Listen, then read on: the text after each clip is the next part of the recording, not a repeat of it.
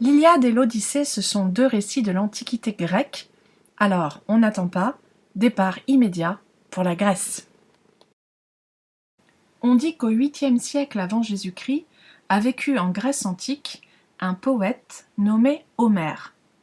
En réalité, on ne sait pas du tout si Homère a existé, mais on lui attribue l'Iliade et l'Odyssée, deux récits qu'il n'aurait pas écrits, mais racontés, ou plutôt chantés, en s'accompagnant de sa lyre.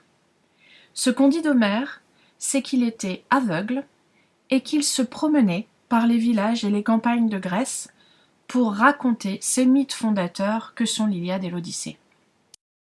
L'Iliade, c'est le récit de la guerre de Troie, une guerre que se seraient livrés les Grecs et les Troyens quelques siècles avant Homère.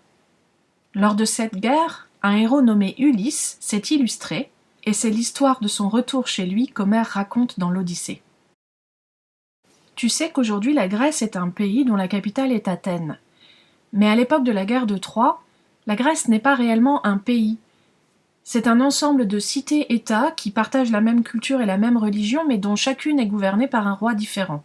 Quant à Troie, elle n'est pas située sur le territoire grec, mais en face, de l'autre côté de la mer Égée, sur les rives de l'actuelle Turquie. Alors ces histoires que nous raconte Homère sont-elles vraies ? Les héros de la guerre de Troie ont-ils réellement existé ? Eh bien c'est un mystère. On ne sait même pas si Homère lui-même a existé.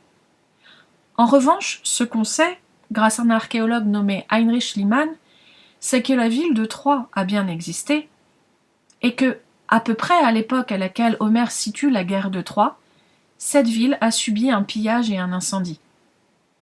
Il y a donc peut-être un fond de vérité dans ces récits que tu vas découvrir.